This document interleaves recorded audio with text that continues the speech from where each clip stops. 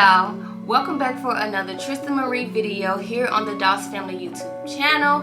If you are new here, go ahead and stay a while by clicking the red subscribe button and become a part of the Doss gang. Also, don't forget to tap that post notification bell so that you all can be notified when we upload more videos. Make sure you like, share, comment. I am a realtor here in the state of Tennessee, servicing the Nashville and surrounding areas.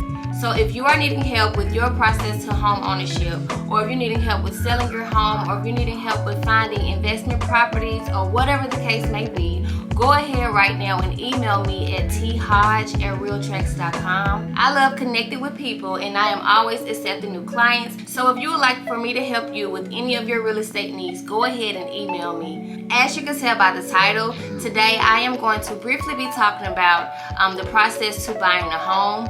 So if you would like to know more information about that, make sure you keep on watching. Once you've made that decision that you want to transition from renting your home to owning it, the first thing you need to do is to look at your finances. Okay? Analyze your finances. A good rule of thumb of an amount to have saved up is between 6 to 8%. So, for example, if your home cost you $100,000, then 6% of that would be $6,000 and 8% of that would be $8,000. Now, there are down payment assistance programs out there that can help you with your down payment, so you might not have to come out of pocket that much, but again, everybody's situation is different. But just a general good rule of thumb to have is to have at least 6 to 8% saved up. Second, the thing that you will want to do is to go ahead and get pre-approved. Okay, pre-approvals are very important. Okay, for one, that lets the realtor know that you're serious about the purchase. Also, you all know the budget of how much of a home you can afford. So if you take care of that before meeting with your realtor, that would be great. But if you're needing help connecting with the lender, your realtor will be more than likely to help you with that process. So third, after your pre-approval, or it could be second or third, depending on your situation, the next thing you want to do is go ahead and meet with a trusted realtor. Again, if you are in the Nashville or the surrounding areas and you're looking for someone to help you with your real estate needs, go ahead and email me at thodge@realtracks.com, or if you want to leave me a comment down in the comment section below, I will connect with you that way as well. Next, once you have connected with your realtor, then your realtor will go ahead and look for a home. The home searching starts, okay? Once that pre-approval is done, then we can go ahead and search for your home. So by then you would have talked with the realtor, let her know what you're looking for. If there is a specific area, you all would have discussed that. All of your needs, all of your wants, all of your expectations with your home purchase, you would have discussed it with your realtor, and your realtor would then go out and find you a home.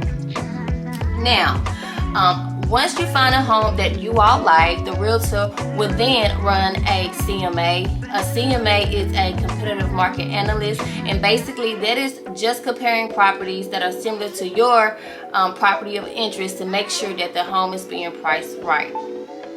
Once that is complete, and you and your realtor, decide that you all want to move forward, you will then go ahead and put an offer in. So once your offer is submitted, there are 3 things that can happen. Your offer could either be accepted, rejected, or countered. If your offer is accepted, congratulations, because you are one step closer to owning that home. If your offer is rejected, don't lose hope. If I'm your realtor, I'm going to go ahead and reach out to that seller's realtor to discuss, what was the offer lacking, or, just to discuss and find out the reason of why our offer was declined. If your offer is countered, that only means that yes, the seller is interested in your offer. However, they want to make some little minor tweaks or changes to your offer, and me as your realtor, I will look at the offer and definitely consider the best option for you, because I am working for you and I want you to win. Okay, so once your offer then gets accepted, you then move on into your inspection period.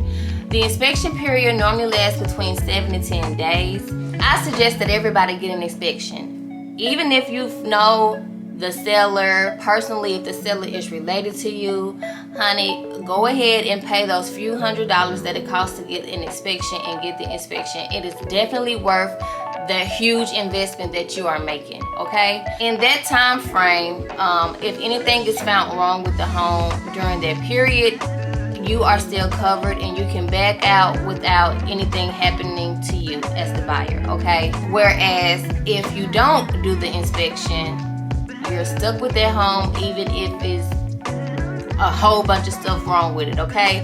So definitely get the inspection. The inspection period lasts between 7 to 10 days. Once that inspection period is over with, you are then entering into your loan underwriting process. So the bank is doing their part and getting your mortgage loan approved. That stuff I am not as privy to, whereas I'm dealing with the home searching side of it and the mortgage lender is dealing with the loan process, okay? But they're doing what they do best to get your loan approved.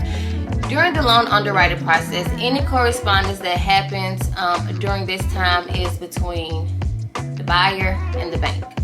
The average time that it takes to close on a house is between 30 to 45 days, but that is not including you all searching for the home. So once your home goes under financing, that is that 30 to 45 day window that it does take for you to actually close on your home. During the underwriting process, the title company is also doing their part in making sure that there are no liens or anything on the property. So they're checking the history of the property just to make sure there is nothing attached to the property that can negatively affect you. Once the loan comes back and you are clear to close and the title comes back and you are clear to close, your closing date would then be scheduled, and hooray, we would go to the closing date and I would hand you your keys after you've signed a ton of paperwork. Congratulations, you are now a home owner. Now, even though I'm saying it and it sounds very simple, when you actually go through the process, it can be difficult or it can be just as very simple. It does depend on that individual circumstance. Everybody's circumstance is different. So to wrap up this video, I hope you all learned the process and I hope you all are ready to buy your home and to make that transition. Make sure now, if you know anybody that's going through the process, make sure you bring them over to the Doss Family channel so that they can go ahead and catch up on the Tristen Marie series and get into all of this good information that I am giving you. If you have made it to the end of this video, thank you all for staying for the ride. I hope you all enjoyed it. If you would love to see more videos like this, make sure you leave me a comment down in the comment section below of what videos you would like to see from me or from my family. Again, if you have not subscribed and you made it to the end of this video, go ahead and subscribe because you already know you're going to be coming back, okay? And don't forget to tap the bell so you never miss an upload from us. Make sure you all are still wearing your mask, and if you have not got the vaccine shot already, get it. And until next video, y'all, peace.